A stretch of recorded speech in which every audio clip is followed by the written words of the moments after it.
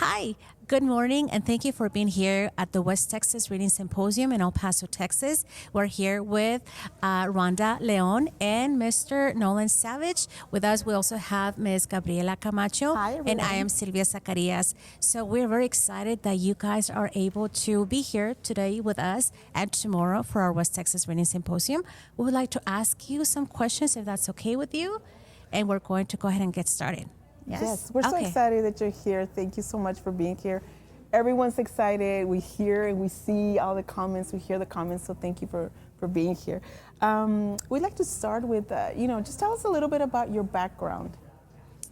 I guess I'll go first. Well, first off, I want to say thank you so much for inviting us. It's such a pleasure to be here, and you guys have put on a beautiful conference. Thank you. We're so proud of the work that you guys have been doing. We know that you've been working so hard, and what a wonderful success it is to be able to reach our parents and teachers here in the El Paso region of Texas. My background, I started in education a billion years ago because I'm old. I've taught everything. If you're old, I'm a dinosaur. So that can be beautiful. I've taught everything from nursery through adult education. Nice. Spent many years in bilingual education and have been a teacher, worked in curriculum and instruction, and a principal. Nice. Thank you so much. What about you, Nowlan? Tell us a little bit about your background. First of all, thank you so much for having us here. This is super exciting, and it's great being on the first podcast. It's super excited. My background is a little more kind of roundabout way to education. I started in biological research. I actually did some flu research before the pandemic. And then that kind of made me rethink about what I wanted to do.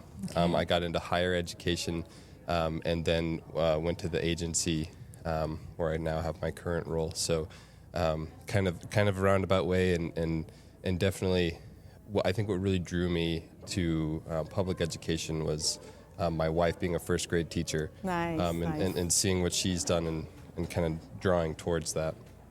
Okay, perfect. Great.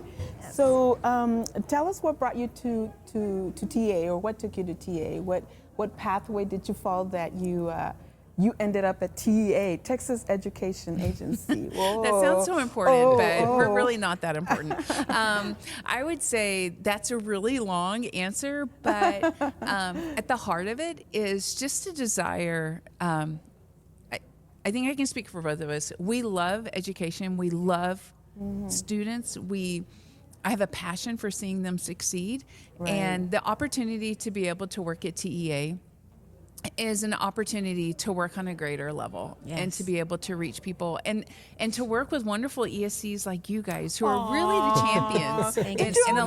Did y'all hear that? Yeah. No, but really, honestly, you're the champions in what's happening in the state, and you're one layer closer to be able to touch, the local school districts, and one layer to be able to touch students. And so, really, one of the things that drew me specifically to TA during this time was the challenges that came along with the pandemic, and being able to support teachers and support students as an administrator, and the challenges that we faced going from one day to the next to a virtual environment. And it was hard. It was really hard. For worldwide. It wasn't, it's not an El Paso specific or Texas specific issue. And just the opportunity to work on a greater level in supporting local schools. Wow, in this transition. Great. What about you? I mean, you have a science background, right? So now you're here at TA. So what took you there? What was that pathway? Well, I think, I always thought that whatever I'm going to do, it has to have impact. Right. And so originally when I was thinking biology and research, I was thinking, that would have impact through, drug design, through those kinds of things. And then when I was kind of thinking about what to do next, like I said, I saw my wife and the work she was doing as a first grade teacher, and just being so enveloped in the community. We go out anywhere in town and, that's one of my students, that's one of my parents. Everyone knows her, everyone loves her. We were able to buy our house because the people, my wife taught one of the students, and they let us it was just like the community Just embrace aspect. you. Yeah. It was just, I saw that and I saw the impact she had. Nice. And so that's what really got me to thinking about, I don't think my gift is a teacher. So I want to say, how can I support her? How can I support the community? And that's kind of what I saw, opportunity at TEA. Yeah. Thank you for that. So tell us a little bit about the CLSD grant and how does it support schools? Rhonda, you're heavily involved in this. Can you share with us a little bit about that? Absolutely. So the CLSD grant stands for, and correct me if I'm wrong because I always get this mixed up, the Comprehensive Literacy State Development Grant. So it's a grant that we receive from the U.S. Department of Education that we're able to turn around for the schools here in Texas. Perfect. The grant encompasses 3 different areas. The first one is books. 0 through 0 through 5 years old, and they're books that are free. Awesome.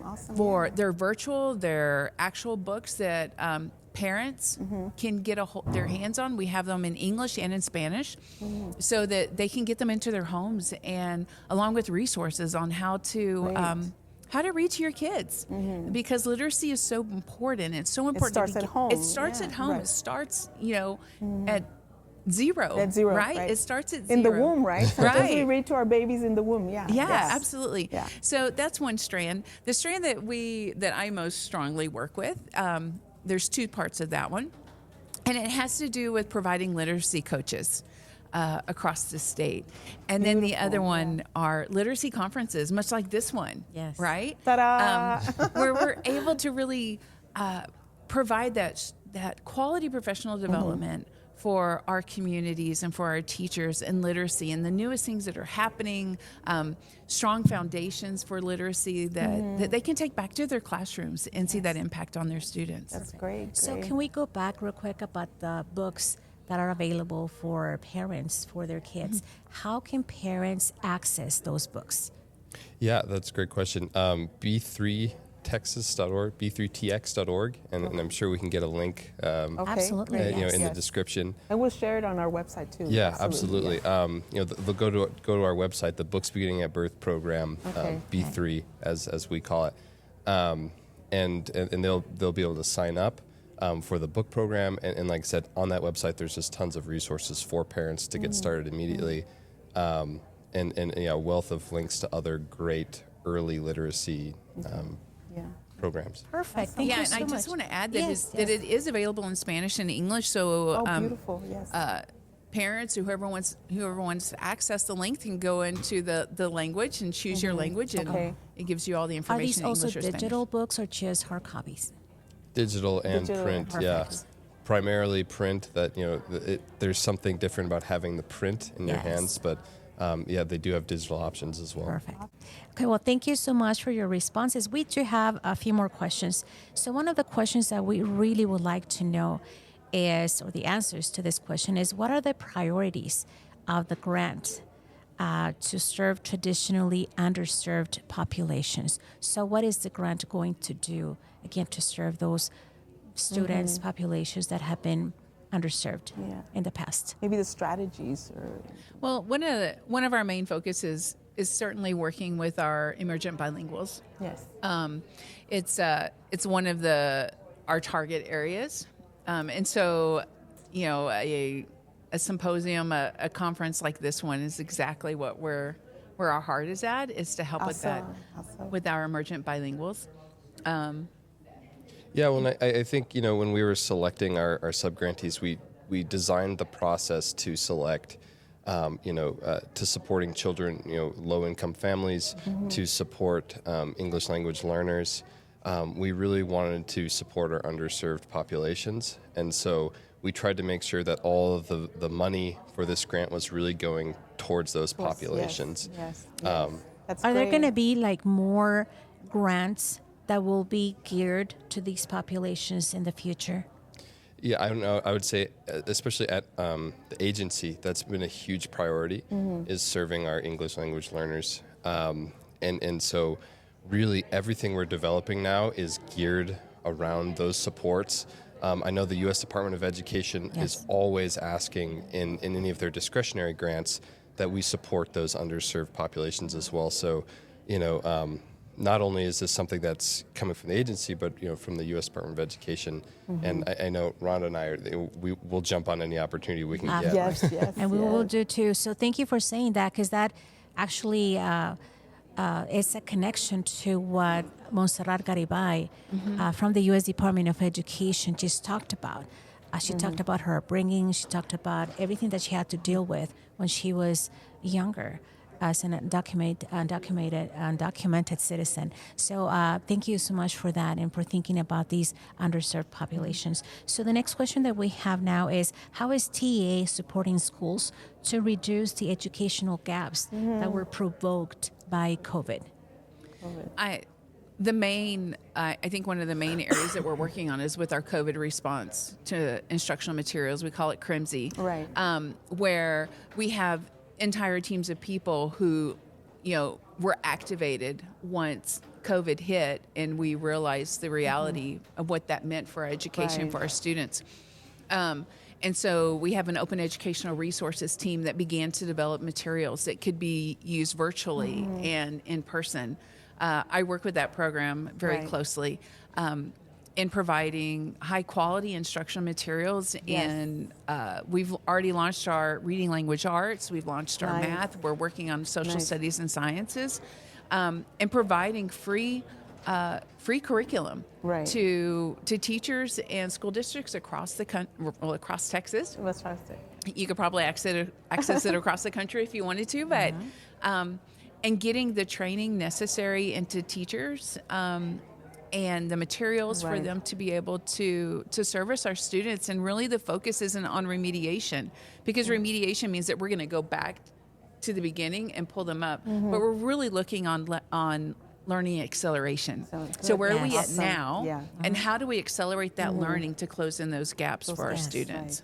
Something along those lines, or to add to that question, would be, have you thought about, or are you all thinking at TA about some educational resources to also focus on the social emotional piece that COVID brought into all our students and even our teachers, right? I mean, we all saw that. So is there something in the agency that any kind of anything that's being developed to support that piece that is also huge, right? I think it hit us all. I could say that at the agency, we're really concerned about meeting the needs of the whole child, and supporting, local educational agencies on meeting those needs of the whole child.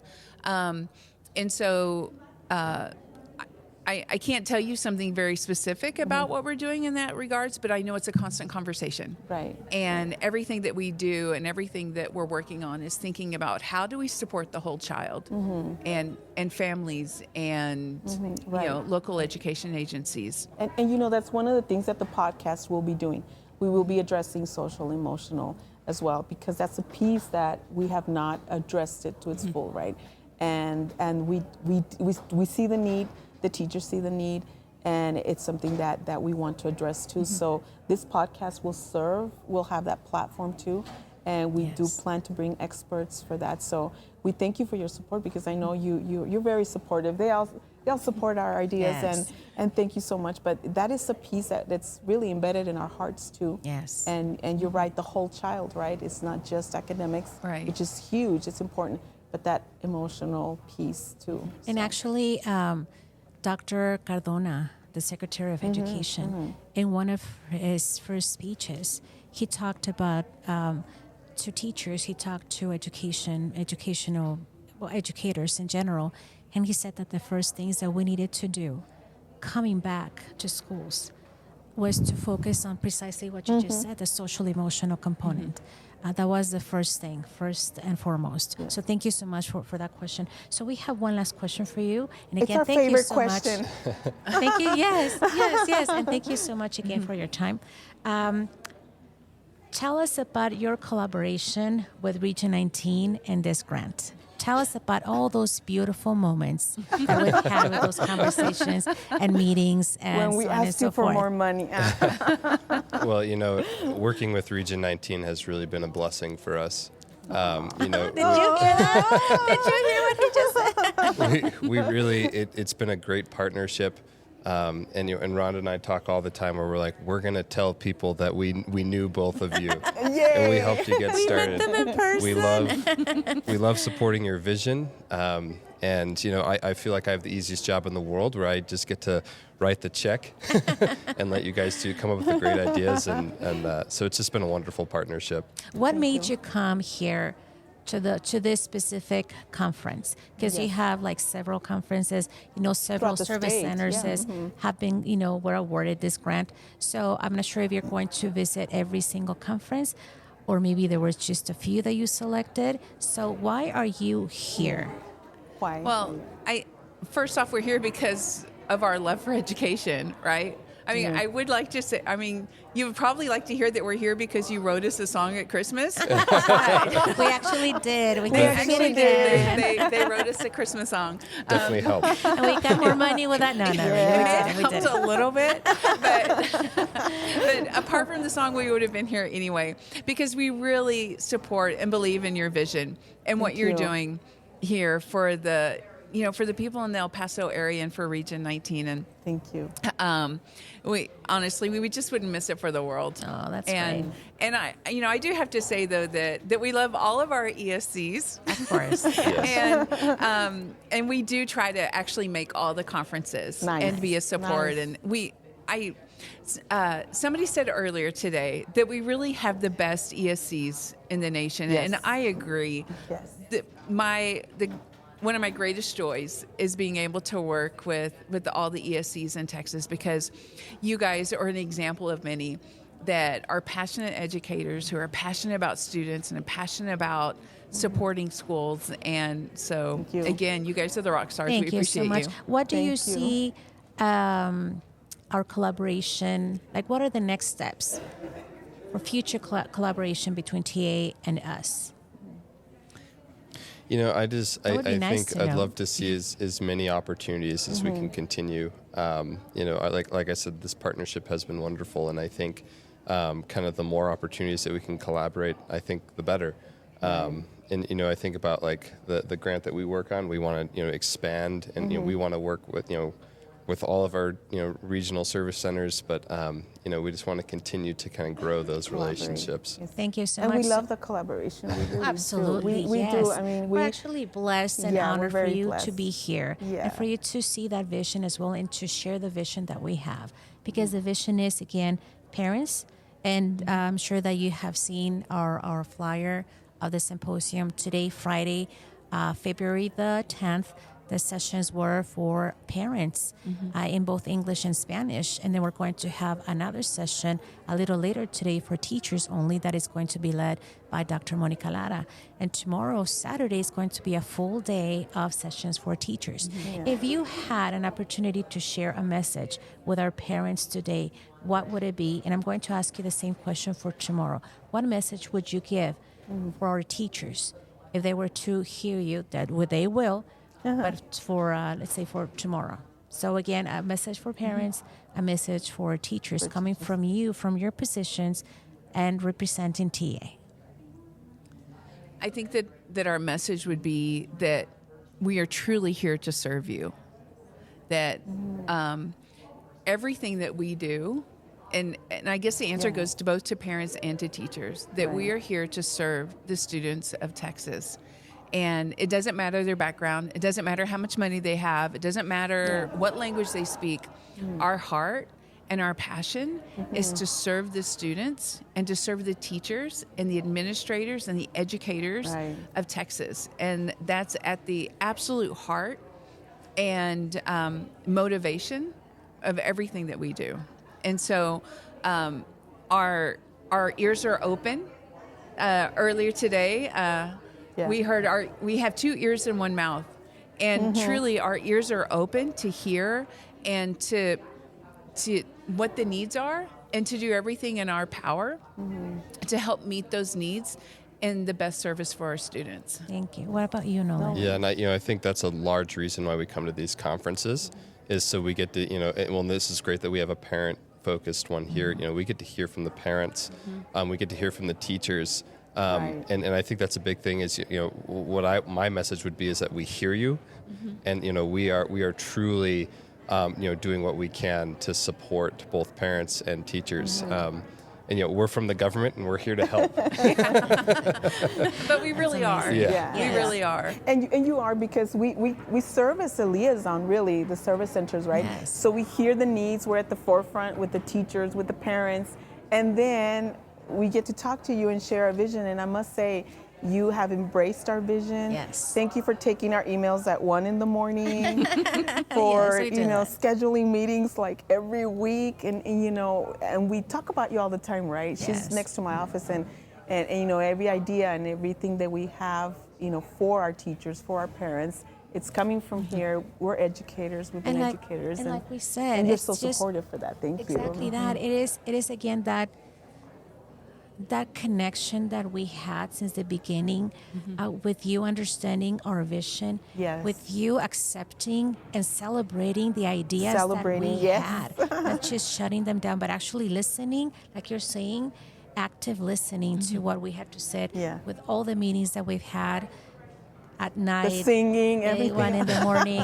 But you know what? We actually appreciate you being here. Thank you so much for the support, and we're looking forward to future collaboration. Thank you so much for having us. Anything else that you would like to add? Anything you want to share? Anything else? I don't No, think I have just anything. Yeah. Thank you so much for having us, and really, it is our honor to be able to serve you and to serve your constituents and the people that you work with. Thank So you. thank so you. much. Yay, thank you so much. Thank you so much. And Thank that you. was the first episode of our podcast called, we don't have a name We yet, still but don't have a name for we'll our see you podcast. next time. Hey, you know what? Send us your suggestions. It would be great. Oh, and then one last thing. Happy birthday to Rhonda. Happy birthday It was to Rhonda. yesterday, Yeah. last night, and then Tomorrow is Nolan's birthday. Nolan's too, birthday. right? Monday. Yeah. Yes, Monday. and Monday. So congratulations, Yeah. So happy we're so birthday, and thank happy. you for being here again. Thank you so much. Thank you for writing that check. Big vision, big plans for our region. Thank you. Thank you so much. Thank you.